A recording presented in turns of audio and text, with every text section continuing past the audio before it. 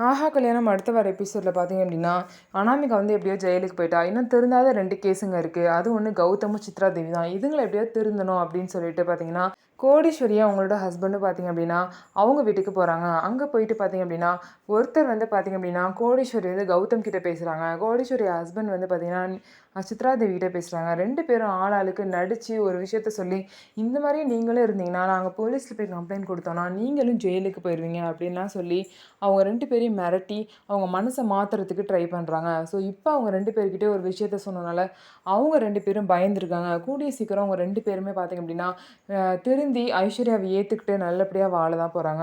So, அதுக்கான process தான் போயிட்டுருக்கு. இன்னொரு சைடு பார்த்தீங்க அப்படின்னா, பிரபா வந்து அனாமிகா பேசினதையே நெனச்சுக்கிட்டு, அப்ப அனாமிகாவையும், அழகியையும் கைவிட்ட மாரி விஜய் நம்மளையும் ஃப்யூச்சர்ல கைவிட்டுருவாரோ!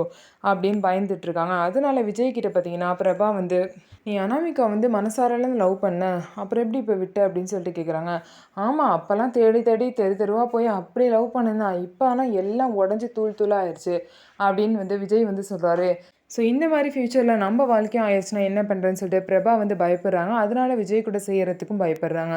ஸோ இதுக்கப்புறம் என்ன ஆகப்போகுது? விஜயும் பிரபாவும் எப்ப சேர போறாங்க? அப்படிங்கிறத நம்ம வெயிட் பண்ணி பார்க்கலாம். ஸோ நம்ம வீடியோ உங்களுக்கு பிடிச்சிருந்தா, நம்ம வீடியோவ லைக் பண்ணிக்கோங்க. மறக்காம நம்மளோட சேனல சப்ஸ்கிரைப் பண்ணிட்டு பாருங்க.